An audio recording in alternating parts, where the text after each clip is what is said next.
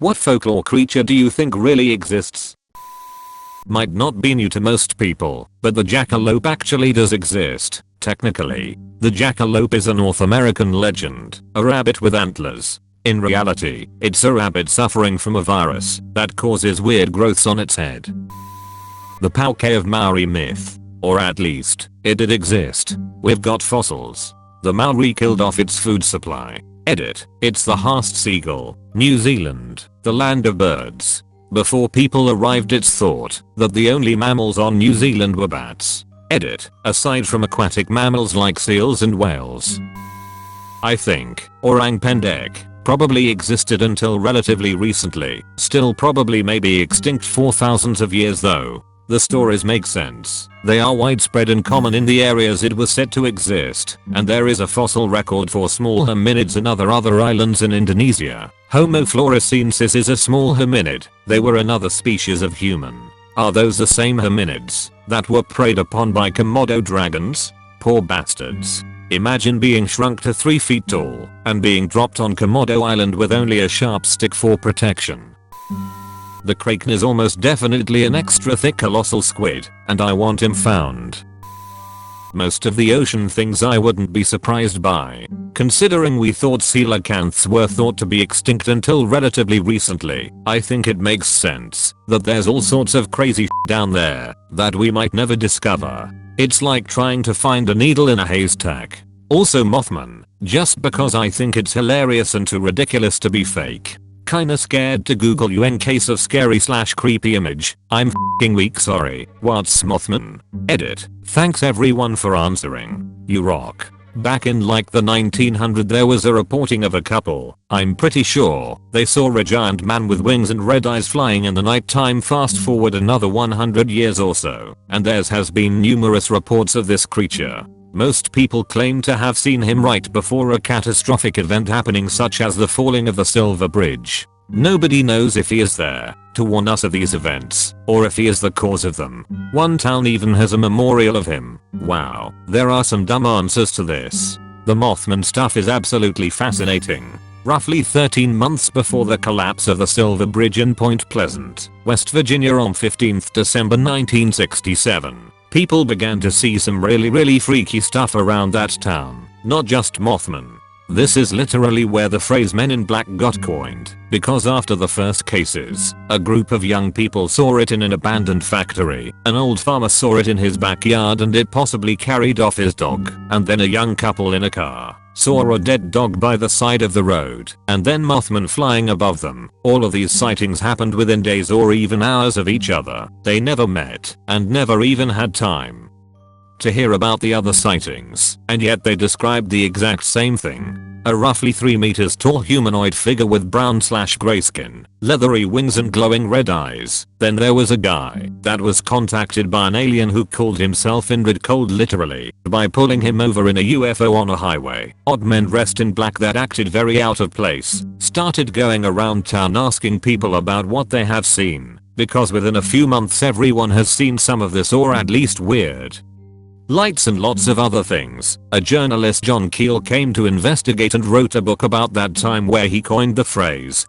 Basically it's one of the best documented UFO/cryptid cases in history, and it's totally freaky because he started getting messages from some of these entities that something bad is going to happen around Christmas. And it did. The other sightings of Mothman, when it comes to tragedies, were made up for the movie though. As far as I know it was really just those 13 months in Point Pleasant and surrounding area. I'd love to believe that one day, when we have mastered the whole space travel thing, we will detect alien life on another planet, which will freak everyone out. Mass panic. Then we go to their planet for a little look and it's just a bunch of Ewoks jabbering about being adorable. That Japanese creature with an eye on his butthole that runs up to you and moons you while looking at you. Shirime is a strange K with an eye in the place of his anus. The story goes as follows. Long ago, a samurai was walking at night down the road to Kaito when he heard someone calling out for him to wait. "Who's there?" he asked nervously, only to turn around and find a man stripping off his clothes and pointing his bare buttocks at the flabbergasted traveler. A huge glittering eye then opened up where the strange man's anus should have been. I would not be terribly surprised for us to discover a North American ape or monkey living in the deep woods. But I will be shocked if it is more than 2 feet tall and 50 pounds. We humans are unbelievably bad at estimating size and distance. Ask any hunter about ground shrinkage and that is on an animal they love and know passionately and spends years staring at. Someone catching a glance of something odd and remembering it huge is not even a little unusual. Rumored once proclaimed, "Yo, there's a cat on your mailbox." Of course, all race to the porch to see. Sure enough, there's a furry grey blob sitting on the mailbox. My other roommate just kept murmuring, "Kitty, kitty." It's a kitty, but then its tail dropped and curled, quite unlike a cat, and its head turned towards us. You've never seen a bunch of Florida girls hauling faster before, I swear. We ended up calling wildlife control, and they found it 2 houses down. It was not the first in our area, and sadly it wasn't the last. There's more now, specifically around the parks, and they are not nice.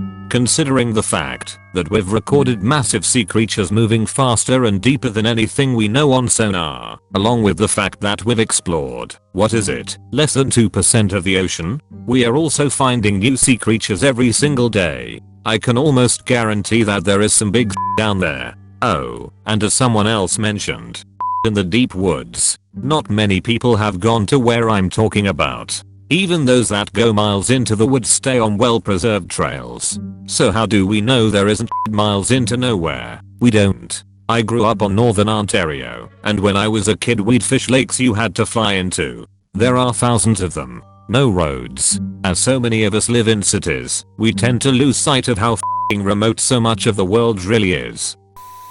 The two I think are most likely, the kraken. Giant squid have finally been conclusively proven to exist in the last decade or so. It's not beyond belief an even larger variety is out there, or was still extant in the age of sailing. The other is Bigfoot/Sasquatch. While the most well-known sighting/recording has been proven a hoax, the stories of them go back hundreds of years in native tribes. The description is not that far off from the Gigantopithecus that once really did exist. While it seems unlikely a sustainable breeding population of those could have remained alive this long, it's not *impossible*. We've rediscovered other species thought extinct, and the Pacific Northwest is huge and there are a lot of very remote forests. I'm a lot more dubious of this one, but these are the two that seem the most plausible to me. Sir Viviman Lestrade is the one person who keeps my fascination of Bigfoot alive. That man has spent more time alone in the wilderness than most.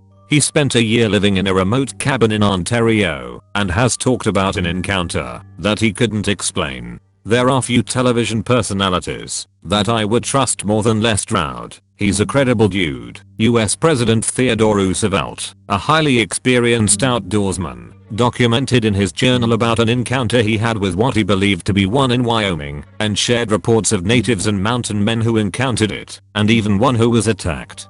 Pretty interesting considering, if anyone was familiar with western wildlife at the time, it was him. There are bears who have had some sort of damage to one or both front paws and only walk on their back legs now. I wouldn't find it hard to believe that a bear walked into town or a campsite, stole food then left, all on 2 legs. Editor's note, the last commenter on this thread links 2 videos of bears walking on their hind legs. Links will be in the video description. Smiley face. Megaconda. It's just a really big anaconda, and since those snakes grow continually throughout their lives, I wouldn't be surprised if some have, in the past, gotten over 50 feet or more. There are unconfirmed sightings of anacondas around that length actually. The problem with confirming these things is that you would have enough people, and strong people at that, to hold it out all the way extended and measure it, or you would have to kill it somehow before it got away. So basically impossible. Russian Yeti. There was a 3-hour documentary on Discovery, and it freaked me out. It's actually just a typical Yeti, but it squats and wears a tracksuit. I don't think it's necessarily likely per se, but my family are Irish, and they hardcore believe in the fair folk, or the AOSC. They're not exactly fairies, they're different, meaner. You don't f*** with them, basically, and if something's going horribly wrong in your life it's probably because you f***ed with them, or you made them angry. And you have to be careful how you talk about them too, kind of like with skinwalkers. You don't name them. You just call them the fair folk, or the folk. They mostly hang out and try to get you to owe them a favor. You don't take anything from the folk, or you owe them one, and you don't want to be in that position. There's lots of different types that do lots of different things, though. I don't wanna come off as that weirdo who believes in what is essentially fair is, but I grew up with the stories and I have a healthy level of skepticism about this. I'm not saying they're real, but I'm also not about to step into a fairy circle anytime soon. Especially not at dusk, not the poster but also Irish. There are fairy trees on our land that no one would cut down. None of us believe fairies exist, but it's just more of a cultural thing for any kids we might have. Some people do believe though. There is a politician in Kerry I believe who keeps blaming fairies for a pothole reappearing in a rural road. Maybe 80 years ago another farmer was murdered for cutting down a fairy tree. One of his neighbors thought they would get cursed. Fairy is a misleading word for the AOSC or the Cid. Forgotten gods are closer to what they were known as in pre-Christian Ireland. They were the gods in Ireland before Christianity feared beyond measure who battled the demonic Fomorians and drove them into the sea and lived in another world. And when the Christians came and tried to change the story to make them more mythical, they become the angels who lived in neither heaven or hell and instead lived in another world watching earth and messing with mortals. They were terrifying, but the thing that always creeped me out was how they were basically aliens before sci-fi become common. Mysterious creatures from another world who abducted people and then returned them with no memory of what happened. The fear some people have today of aliens is the same fear people back then had of the Cid. And if aliens did come to Earth at some point, which I don't think they did, they would have acted very similar to the way the Cid are described as acting. Of every myth and legend, the Fae are to me the most interesting and terrifying ones because of how alien they would be and how common the story of magic people coming and playing tricks to villagers were in most popular culture and the cruelty in which they punish those who broke deals with them. Aliens, ghosts, gods, angels and devils all into one wrapped in an almost human package. They are without a doubt the most terrifying and most fascinating creatures in any mythos. According to legend, St. George the Dragon Slayer earned his moniker by traveling to Middle East, Libya, fighting and killing a dragon. You might assume, and many did, that the story was made up, but they discovered art in the Middle East from the time period showing a knight in full British armor fighting a giant crocodile. So I think it was all true and the dragon was real. The people of Britain just didn't know what a crocodile was. Edit. Shouldn't have said British armor. Better to say knight's armor. Edit 2. Middle East should be Africa. I'm a dumb immersion. There's weird in the deep woods I've lived in and around significant mountain ranges and some deep forests in the south. Heard bears and wolves and mountain lions calling out of the deep woods. The thought of a Wendigo or goatman scares the piss out of me. Weird happens when you get too deep in the forest. If there was an undiscovered folklore creature somewhere, I'd put all my money on it being one of the ocean ones. Loch Ness monster, kraken, etc. Some sort of sea monster. The ocean is so incredibly big and goes insanely deep. Who knows what we can't see in the depths. Edit. To everyone hitting me with the loch means lake not ocean. Yes, I'm very aware of that. But it is called the Loch Ness monster because it was seen in Loch Ness, a lake which is very much connected to the ocean through River Ness, which means if it is real, there's a chance it's from the ocean, making it a sea monster. Although to be fair, I have no idea how big the river is, but it could have slipped through the river when it was a baby and grew up in the lake. The oarfish inspired many sea serpent myths as well. Officially the longest was 36 feet, but there have been reports of them growing to 56 feet. Edit. Lots of comments on how these are totally sea serpents. I think the difference is they aren't known to sink ships and drag sailors down. Or they are just so good at it, we haven't been able to prove it yet. Happy selling. It could be argued that giant squids are what was believed to be krakens, especially seeing how they're so rare. Didn't we doubt for a long time that even giant squid were real? Perhaps there are a few rare giant squid who can live long enough and grow large enough to be considered kraken eater. Thank you to everyone for letting me know that we actually have known for a while that giant and colossal squid exist. I appreciate you all. Possibly the largest recorded estimate is 13 meters in length and a weight of a ton. Considering how rare they are, it's likely that you could get bigger ones. Probably ones big enough that could rock a 2-person rowing boat. Then those old sea folks exaggerated like crazy and the rumor of the Kraken being able to crush ships came to exist. Mokelmbembe, a sauropod that lurks in the massive jungle/swamp/rainforest in Central Africa. The orang pendek. It's a small bipedal ape supposedly inhabiting the rainforests of Sumatra. A group of scientists even claim they have distinctive footprints and hair samples, but it's not really confirmed. If it exists, edit. Fixed name. Thunderbirds. Random story that makes me sound crazy. I grew up in the Pacific Northwest in a pretty forested area, where I was used to seeing big birds like bald eagles. One day when I was like 10, I was outside playing, and looked up, and saw the biggest f***ing bird I've ever seen flying through a clearing. Like its body was the size of a small human and its wingspan seemed at least 3 times that of any bald eagle I've ever seen. And its screech literally rung my ears, and felt like it shook the ground from like half a mile away. I know it's probably me being 10 and subconsciously exaggerating it, but I still remember it to this day, and I still don't know what the f*** I saw. As I got older I learned about the Thunderbird, and I'm like 50/50 convinced that's what I saw. And for the record, I've been seeing eagles all my life, so I knew even then how big wingspans can get. It was much bigger than any eagle I can imagine, being in the NW, and was all pure brown, so it wasn't a bald eagle, and our area doesn't have golden eagles.